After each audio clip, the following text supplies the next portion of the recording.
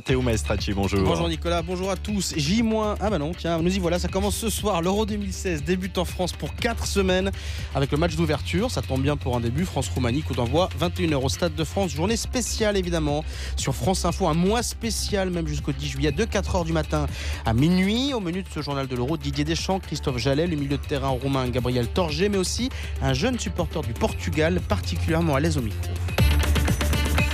Il y a donc du football ce soir, Matteo. Après des semaines, voire des mois de préparation, de répétition, mais aussi parfois de polémique, cette fois nous y sommes. L'Euro 2016 commence ce soir pour 4 semaines, une édition qui sera la première de l'histoire à réunir 24 pays pour un total de 51 matchs. Dans le contexte social, disons particulier, qui est celui de la France en ce moment, des conditions de sécurité inédites, place autant que possible au foot et au jeu.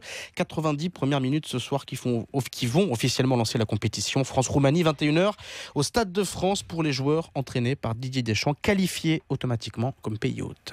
Y aller avec de la confiance, mais d'avoir cette crainte, cette petite boule au ventre, d'avoir les mâchoires serrées avant de rentrer sur le terrain, parce qu'on n'a rien fait, sans calcul, sans pression, sans fébrilité. Et nous en parlons toute la journée sur France Info, radio officielle de la compétition. C'est tous les matchs que nous suivrons en direct. J'en profite pour vous rappeler que parmi les nombreux rendez-vous prévus sur notre antenne, vous pourrez suivre chaque soir un débat, les informés de l'Euro avec nos journalistes, invités et consultants de 23h à minuit. Rappelez-nous aussi le programme des Bleus, tiens. 3 matchs de groupe au programme dans le groupe A, l'une des 6 poules de la première phase du tournoi. La Roumanie ce soir, donc l'Albanie mercredi au stade Vélodrome de Marseille, la Suisse dans 10 jours à Lyon. Les 2 premiers de chaque groupe et les 4 meilleurs 3e disputeront ensuite les 8e de finale. Avant d'en arriver là, il vaut mieux bien débuter et gagner le premier match, c'est toujours mieux.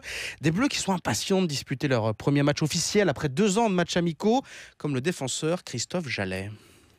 On n'a pas eu la chance de faire des matchs de compétition officiels, on n'a eu que des matchs amicaux pour se préparer, mais on les a joués toujours comme si c'était des matchs qualificatifs. Donc évidemment, quand la compétition arrive, on a tous envie de rentrer dedans, de s'y plonger à 200%. Et du côté de l'adversaire du jour, la Roumanie, pas question de faire profil bas ou de partir battu. Écoutez, le milieu de terrain et capitaine Gabriel Torge.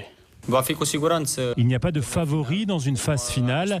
La Grèce a bien gagné l'Euro et le Brésil a perdu une demi-finale de Coupe du Monde en prenant 7 buts, donc tout peut arriver. On les rappelle des mauvais souvenirs, on espère qu'on en arrivera là, en tout cas pas ce soir. Quant à la composition d'équipe qui va débuter ce soir, il paraît désormais presque acquis, Nicolas, même si une surprise est toujours possible, qu'elle se dessinera comme suit. Lloris, Sagna, Evra, Koscielny, Rami, Kanté, Matuidi, Pogba, Griezmann, Payet et Giroud. 4-3-3 approuvé par Alain Juppé qui vient de rentrer dans ce studio. Pendant ce temps-là... bien de m'en mêler, je fais confiance à Didier Deschamps. Tout va bien. Pendant ce temps-là, Matteo, les autres équipes sont toutes arrivées en France maintenant. Oui, elles sont toutes là. Les 24 pays sont là. Les Belges sont près de Bordeaux, donc près de chez Alain Juppé. La dernière en date, c'est le Portugal qui fait partie des favoris avec l'Allemagne, la France et quelques autres. Hier, les coéquipiers de Cristiano Ronaldo ont pris leur quartier à Marcoussis en Essonne, au Centre national du rugby, dans les installations du Centre national du rugby, sous les yeux d'un certain Ilias, 10 ans. Écoutez-le, il est rigolo. J'ai pas de maillot du Portugal.